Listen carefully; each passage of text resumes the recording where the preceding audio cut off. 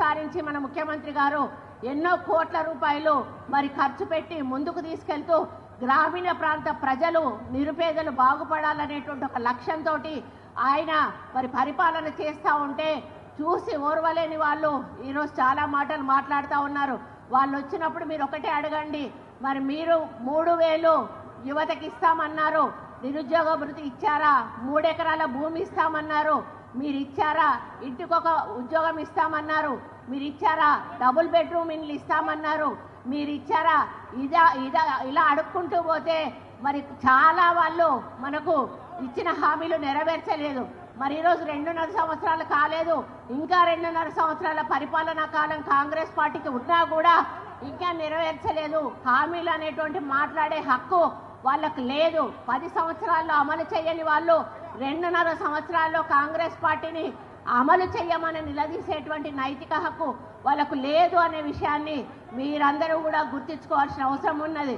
ఇంకొకటి, బీజేపీ వాళ్ళు ఇక వాళ్ళు ఏమైనా మీటింగులు పెట్టుడు జై శ్రీరామ్ అనుడు, మీటింగులు పెట్టుడు జై శ్రీరామ్ అనుడు.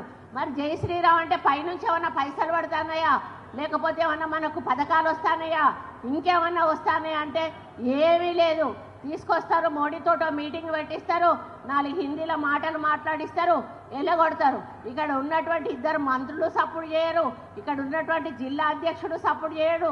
మరి కేంద్రం నుంచి రావాల్సిన మనకు ఏవైతే ఉన్నాయో వాటి నిధులను రప్పించే ప్రయత్నం చేయరు. మరి మనకు అన్యాయం జరుగుతున్నా కూడా నోరు మూసుకొని కూర్చుంటారు.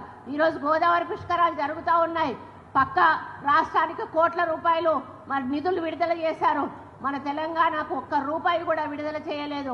ఈరోజు మన ముఖ్యమంత్రి గారు 4200 కోట్లకు అప్రూవల్ ఇచ్చి 1400 కోట్ల రూపాయలు ఈరోజు మనకు గోదావరి పుష్కరాలకు విడుదల చేయడమే కాకుండా ఈరోజు భద్రాచలం అయితేనేమి, ఖమ్మం మన వేములవాడ అయితేనేమి, అదేవిధంగా బాసర అయితేనేమి, ఇంకొకటి 4 గుళ్ళకు కూడా ఈరోజు కోట్ల రూపాయలు ఇచ్చి ఆయన అభివృద్ధి చేస్తూ ఉన్నారు.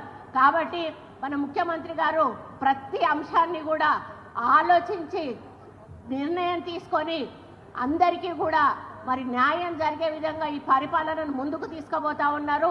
ఇందులో ముఖ్యంగా మీరు గుర్తించాల్సింది, ఇండ్లు ఇస్తున్నారు. ఇప్పుడు ఈరోజు హౌసింగ్ మినిస్టర్ మన మినిస్టరే. ఇండ్లు ఇచ్చినప్పుడు ఎవరైనా వచ్చిన వాళ్ళు మిమ్మల్ని ఏ పార్టీ అని అడిగినరా ఒక్కసారి ఆలోచించండి.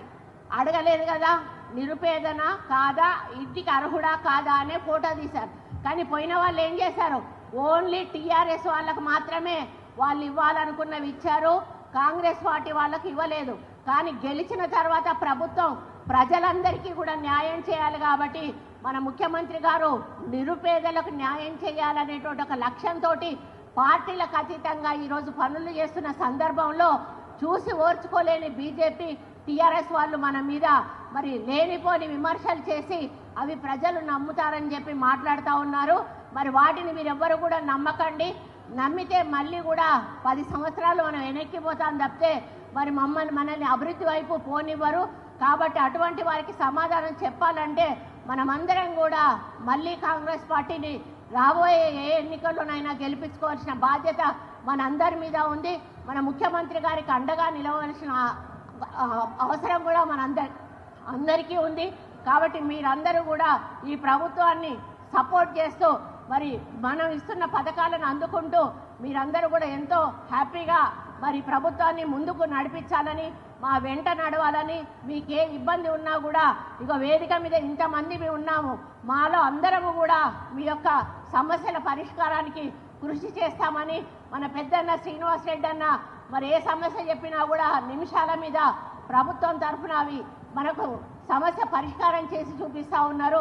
కాబట్టి వరంగల్ని మన హైయెస్ట్ స్థానంలో నిలబెట్టాల్సిన బాధ్యత అందరి మీద ఉందని తెలియజేసుకుంటూ ఈ అవకాశం ఇచ్చిన మీ అందరికీ కూడా పేరు పేరున ధన్యవాదాలు అర్పించుకుంటూ సెలవు తీసుకుంటా ఉన్నాను. జై హింద్.